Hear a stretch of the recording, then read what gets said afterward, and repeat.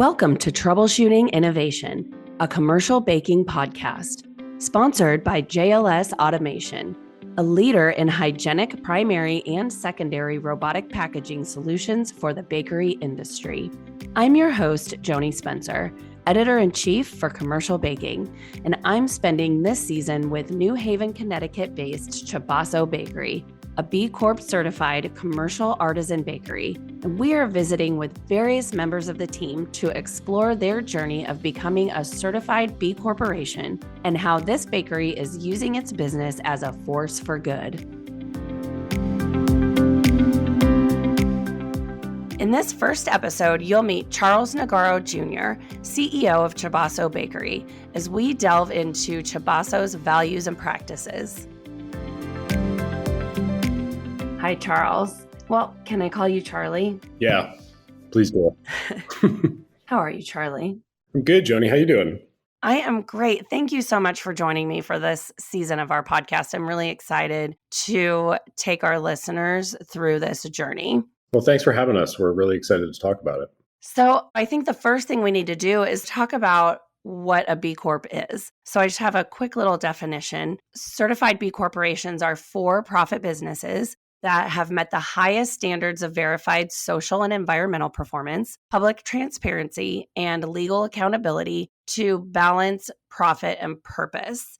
And they're certified through B Lab, which is the governing body of B Corporation certification. Before we really get into how you became B Corp certified, I want to sort of take this episode to get to know you and your bakery, because the truth is, and correct me if I'm wrong, but a company doesn't just wake up one morning and decide to become a B Corp certified company and then figure out how to make it happen from there, right? Yeah, totally. So it's been kind of like a 15-year process for us. Exactly. So the first thing I want to do is take a look back at the history of Chabaso's core values and practices to see how you were operating with these values that align with B Corps, and then see how the certification process flowed from there. Let's take a step way back in history and talk about how Chabaso Bakery was born from Atticus and how it has grown into the company it is today. Sure, totally. So my dad started this business or businesses in 1975. My dad was a lawyer who, there probably aren't many people who are more mismatched for that profession than there are my father. It took him, I think, most of his adult life to figure out that he was really an entrepreneur. And he ended up buying a used bookstore for basically the price of like the inventory that was going out of business. And it was called Atticus. And the name Atticus actually comes from the first Greek publisher that published the works of Cicero. Oh, wow. And so it's actually not Atticus Finch. First fun fact.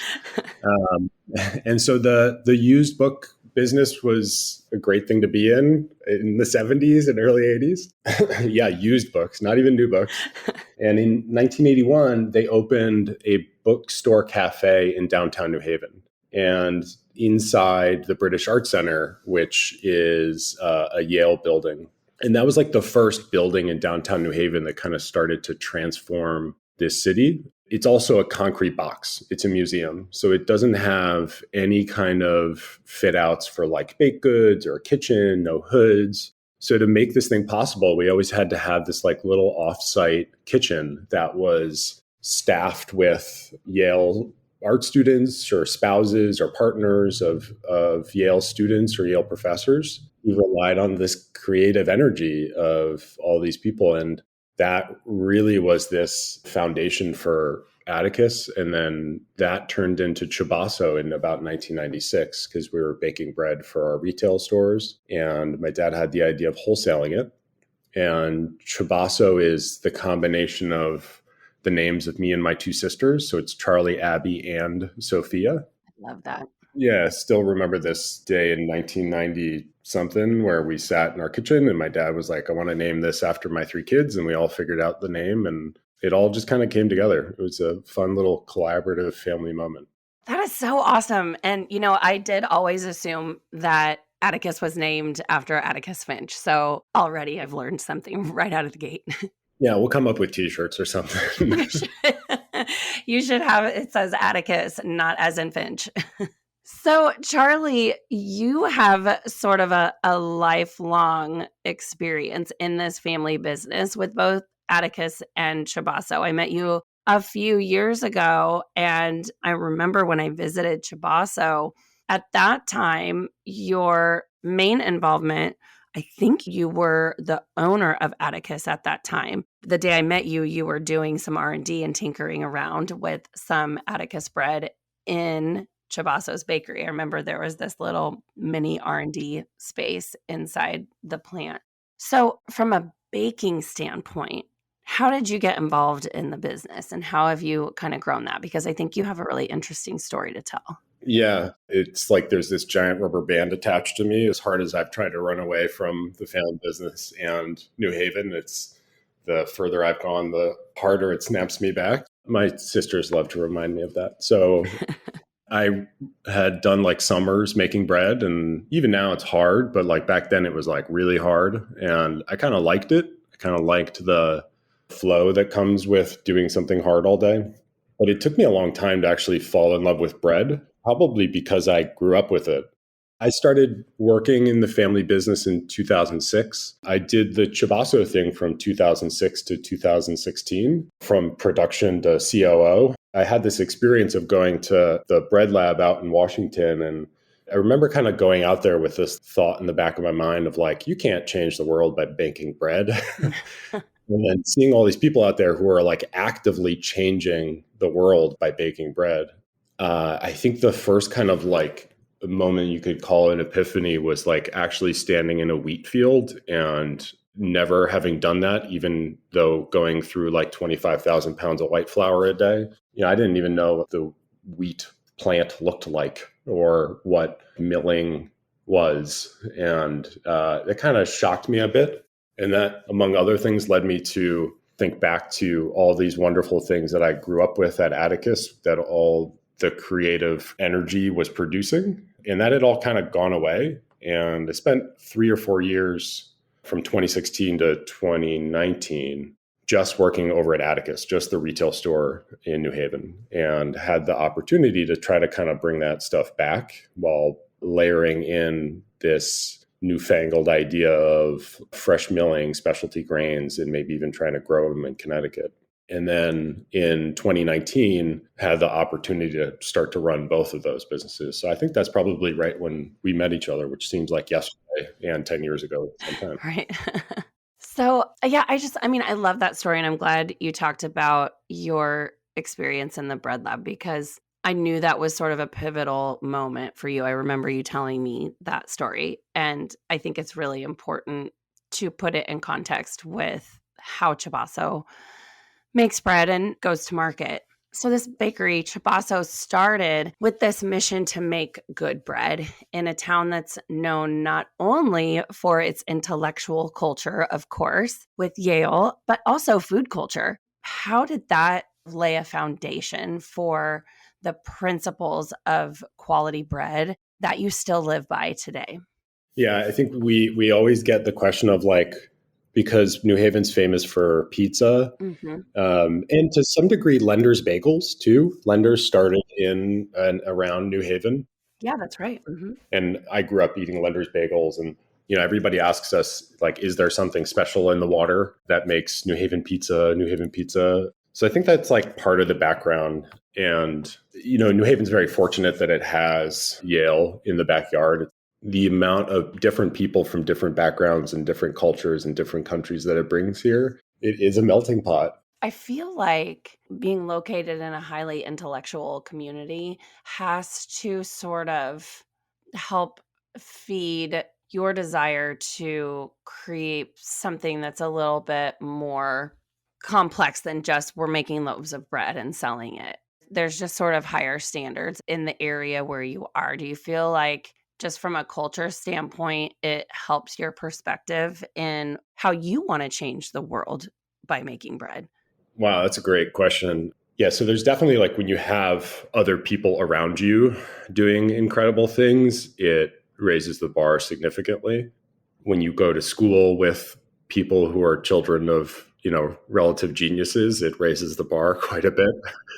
And then there's just an expectation of, when you have a multicultural, extremely international group of customers, like people move here from San Francisco and live here and they, expect a certain thing. I think there's a lot of incredible creative influences and then just like an expectation. Yeah. Yeah.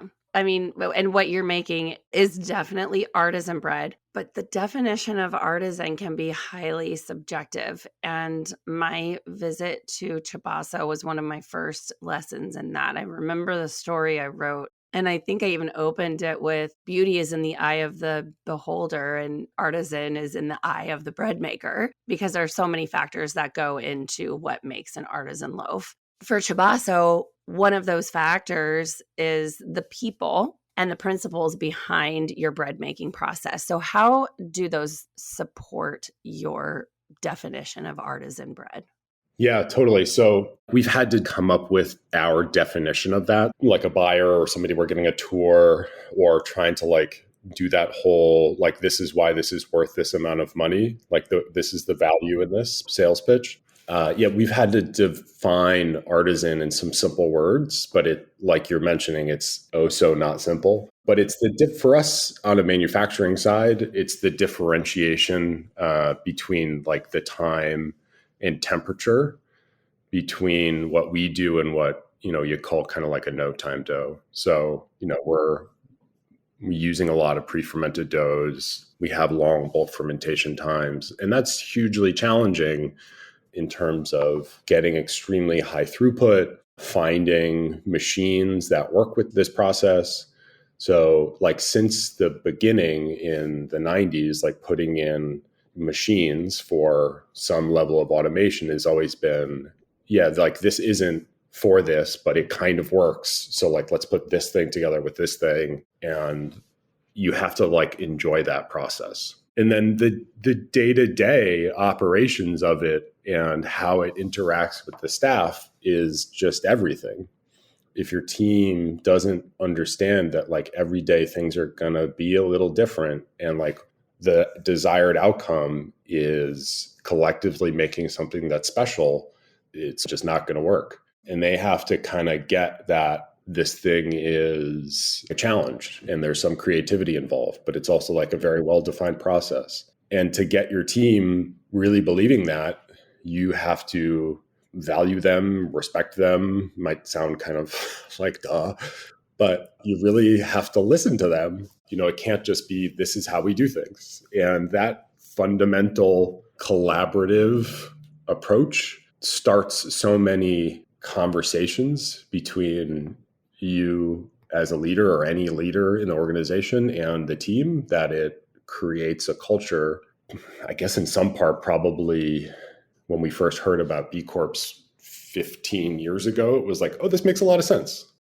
I loved your transition from automation to how the people are still important and you're in an automated process. So you're doing it a very specific way and you're doing it the same every time. And artisan bread, like you have to have certain parameters for the process to get the finished loaf the way it's supposed to be. But what are some of those times where you've been able to sort of brainstorm with the staff and give them a voice of, I think we could do it better if we did it this way? Yeah. The funny part is like they come up with those things on their own. You just kind of have to stand there and watch how they're doing something. And you go, oh, how did you think of that? Like, what do you show me what you in a very non-accusatory way, which is really tough. It's like, why are you doing it that way? They're like, because it works better. It's like, oh, okay, so yeah, but please tell me more so I can like make sure everybody does it that way. Like the days where it comes out perfect are almost worse than the days where it doesn't come out perfect. Because you're like, wait, what did we do right? Because when you do it wrong, it's like real obvious. Like, okay, we know what we did wrong. Like we forgot salt, we forgot yeast, we overproofed it. It was 85 degrees in the room today. The air conditioning failed. The points of failure are so much easier to identify than the points of like success, because perfection, whatever that means, is the combination of like 10 different things going right at the same time. So those things come from your staff doing something on the line or with a mixer or with an oven that you never would have thought of. I really saw that when I walked the plant floor those years ago. There is this element of collaboration in your bakery. And I think that's why Chabaso's story is about way more than just the bread and how it's made and who it feeds. Troubleshooting Innovation is brought to you by JLS Automation, a leader in automated bakery packaging solutions. Simple and easy to use primary loading systems, cartoners, and case packers. Fill labor gaps while keeping your bakery products safe. Compatible with various sustainable packaging materials and formats. Gentle product handling from raw dough to fragile pastries and all the way to sandwich assembly. Enhance worker safety while reducing waste. When performance of your bakery line matters, JLS provides innovative solutions that help make your business a force for good. Learn more at jlsautomation.com. I'm going to kind of shift gears here for a second. Your dad, I remember he told me a story. He told me lots of stories. That's one of the greatest things about your dad. But he has always believed in doing good beyond just making good bread. And he's always seen purpose in the bread making. And he told me that if he had 3 wishes for making the world better, one of them would be to have healthier kids and to start that with how they're fed. I feel like that's sort of a defining element of Chabaso as a bread manufacturer. And I think that that is not atypical of bread manufacturers because I think there are a lot of them who feel that way, but I think it's very different than what a consumer would assume a company that makes bread in a factory. They would not assume that a company would feel that way. Can you tell me how it's been that defining element as a manufacturer? Yeah. So my dad is, he started this business when he was 50, the bakery business. So he started a lot of things late in life, including a family. And his brain is always thinking about how much he can kind of affect the things around him, his community, his family, and sticking around to see as much of it as possible. So he's always like, I'm going to live for another 30 years. So from the very beginning, we were really focused on like not bringing in the wrong ingredients. Look at the back of some loaves of bread or any kind of food, and the ingredient lists are long. Just the process of like bringing in enzymes like 10 years ago was like, what are these? Do we want to do this? Does this change who we are? We, meaning like the business, debated it. So, there's these things that you're actually kind of making me think of for the first time in a long time that were very foundational in who we are. And those enormous experiences affected our day to day and started to then turn into other projects and ideas my dad had for the community and the bakery. My mom starting a garden out back where she just planted like 20 by 40 feet of tomatoes and then had to deal with the consequences. That started New Haven Farms, which ended up being a diabetes prevention program in cahoots with a local health clinic that would prescribe a share from the farm, which was much more than our backyard at that point. And part of the prescription from the primary care physician would be, you get vegetables every week. We'll teach you how to cook. I remember a local chef was like, this is a kohlrabi. Here's how you cook a kohlrabi. And you had to show up. You had to do some work on the farm, which was just a urban little thing. And you had to kind of get schooled on nutrition. So those little initiatives that my dad started turned into a lot of different things in and around New Haven. Wow. The thing that's so cool is that it wasn't just your dad living out his values. It has translated into the business and it's grown and it's become something very organic that now you are carrying on. And so now I kind of want to shift the focus back to you, Charlie. You talked about that first time you stood in a wheat field and the impact that it had on you and how you've carried that through your passion for bread making. And now you're pretty involved in local, state, and regional agriculture. So can you kind of talk about your journey in how bread making is running much deeper than the production process from an agricultural standpoint and a community standpoint? Yeah. So I know you asked about me, but it's to have a bakery making bread successfully and profitably and also be mission driven is the job of many, many people. Without people like Reed and our VP of Operations and Supply Chain, Rich, and many, many others, it just isn't possible. You can't run a bakery with all that's involved in that and kind of be off gallivanting in wheat fields and being like, oh, look how amazing this stuff is. It tastes so good. Be like, yeah. We have to kind of make a truckload of bread right now. So it's a work of so many to like take that, believe in it, and carry it forward. It's also a very interesting kind of journey and process to go from like an operating role to a CEO role, where you're going from, that operating of a manufacturing plant to here's who we are, here's what we do, here's why we do it. And it's a fun and interesting shift that is super challenging and, again, impossible without the right people. The first thing that started me really down the path of growing interesting grains really clicked with me and with us was they actually taste better. Yeah. That we're leaving not just flavor on the table, but no pun intended, but leaving nutrition and so many more aspects of things that we can be including in our food.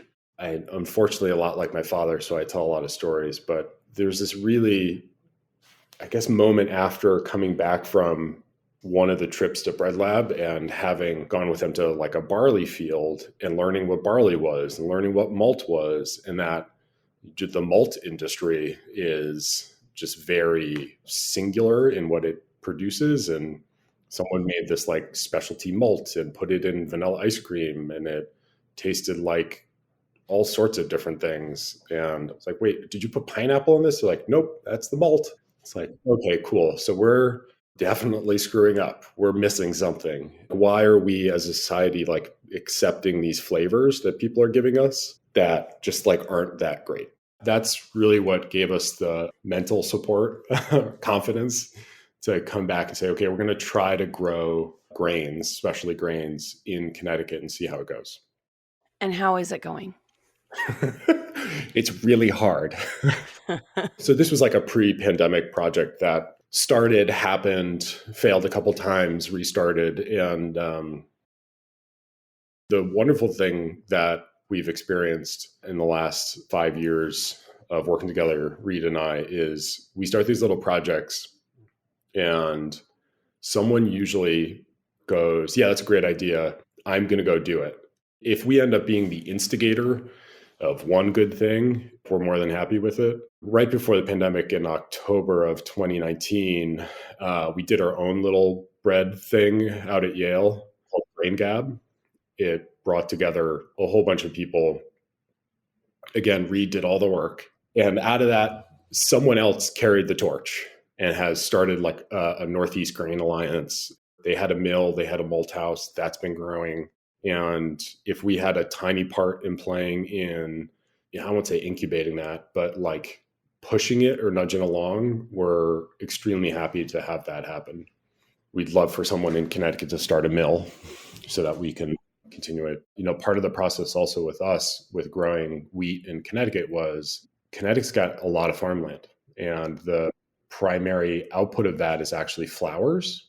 Right behind that is feed corn for cattle that makes commodity dairy. If you've ever known a dairy farmer, you've known that they probably work 70 hours a week, don't get paid a lot of money, and die young. There's lots of farmers out there that are dying for something other than what they're currently doing. They don't know what to do, and they're relatively risk adverse because they're right on the edge anyways. It worked pretty well for us. What we have learned is we really want to help support people who are already doing something.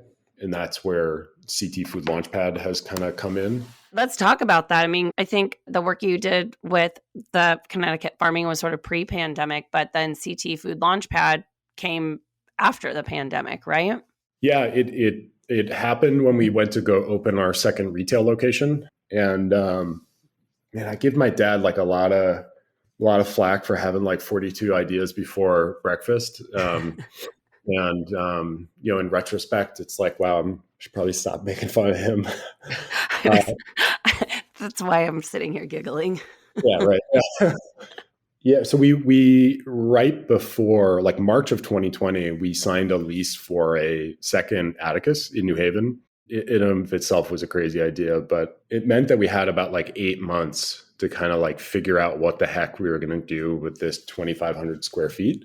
And we'd been talking to the city of New Haven and the state of Connecticut, and they still are, and very supportive of incubating food businesses and startups.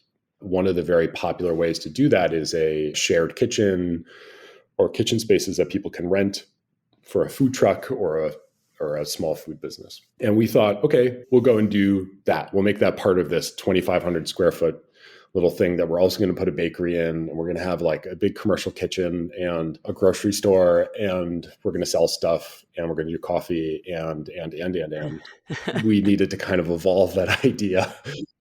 That pretty quickly flipped over to, okay, instead of renting our space to other people, we will help folks make something and get it to market and sell it for them.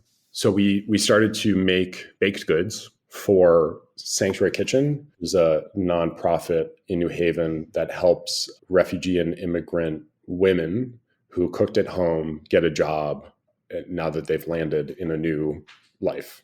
Wow.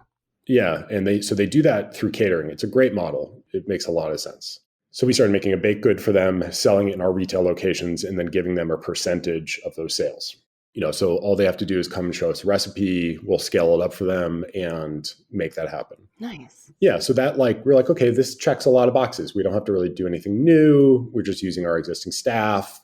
We don't have to manage outside groups. And that worked. Not hugely impactful. It's not like all of a sudden you're selling significant quantities of this to fund a nonprofit. Yeah, of course. And then throughout this, we had other people coming to us and saying hey, can you help me make not a baked good? Can you help me find a co-packer for a hot sauce? We're sure, we'll try. And after that, it evolved into, okay, so there's people who have market-ready products that they're selling at a farmer's market or through an online store or through their kitchen, and they want to take it to the next step. They want to take it to Whole Foods. They want to take it to another retailer. Oh, this is what we do all the time. We go to retailers and say, here's our stuff. Let's do this. We, having talked to these startups, remembered that process of oh, these are very different skill sets that you need to be developing as a person in your kitchen. It's you have to learn how to make this stuff. You need to learn how to package the stuff. You need to learn how to sell it and do accounting and do a business plan.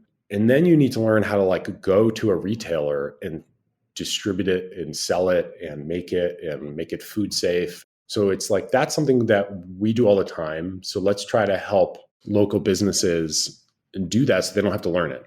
Why have 10 local food startups go and learn this thing when we already know how to do it, and they can focus on what they do best, make this really special hot sauce.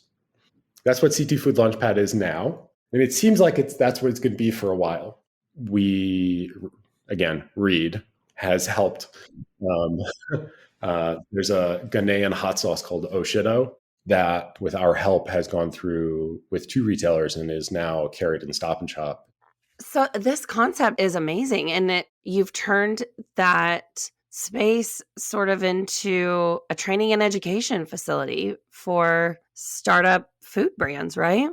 Yeah, the space is virtual. Okay. It's Reed and I. Coaching might be a little self-aggrandizing, but active listening to folks go through the things that we've gone through and telling them that it's going to be okay when they're struggling with a growing business. And probably accidentally, it has worked out perfectly because our new location is also a little micro grocery store. So if I had my druthers, I would spend all day long shopping for small, cool food items and merchandising them on our shelves. And it fits perfectly with, identifying emerging products that we think we can help grow. It's stuff that we sell, that we believe in, and then we can take to other people and hopefully help them expand. That's amazing. And there is such an explosion of emerging brands right now. The space can get a little bit crowded for new brands. And so many of them, like you said, they don't know sort of what they don't know and need help getting kickstarted, I guess. And so I love Launchpad is such a perfect name. And what a cool point of evolution for your company, because when I looked at the CT Food Launchpad website, it does say that it's powered by Atticus and Chabaso. So it seems like you're using both companies for good, as you typically do. Yeah, and it's like you have to find things that you find are fulfilling for you and for other people to really believe in them and make them part of your culture and make them stick. We've never been the best at putting like a sentence or two around like, who are we? What do we do? Why do we do this? The vision, mission kind of wordsmithing sessions of yesteryear where I always found kind of like personality tests. It's like, this is just like, this is going to change tomorrow. Yeah. But we've gotten there through our actions, and it's also part of the reason why I loved B Corp when I first heard about it 15 years ago at this like random seminar I just happened to go to, because it gives you the words and roadmap to make sure these things that you're doing are clear to yourself and others and that they stick around. Yeah. And I've heard that so many times. And it's kind of what we started this conversation with, that you don't just wake up one day and go, you know what? I think I want to be a B Corp. Let's look and see what it takes to become that kind of company. Right. You learn about it, and then you look at that process and that checklist and realize that, hey, this is like how I've been living. This aligns with how my company operates. So is that how it was for you, for Chabaso? Yeah, pretty much. I think there's probably people who do want to utilize like the B Corp name and what it stands for kind of aspirational growth, either honest aspirational growth or non. But it really should be a tool that feels very familiar. So it's a 280 question process where you have to go through and score a minimum of 80 points to qualify as a B Corp. Even the most forward thinking companies who are already doing good struggle to score 80. So the questionnaire in and of itself is like part of the process to go, oh, okay, so here's some things that I'm like kind of doing, but I need to do differently or more formally to qualify us to get these points. You're not going to make it through that process the 4 or 5 times that we had to do it to get yourself to where you need to get to. Yeah. And you know what? That is exactly what we're going to talk about next week. We're going to really get into the nitty gritty of how you navigated the certification process and what exactly it took to get there.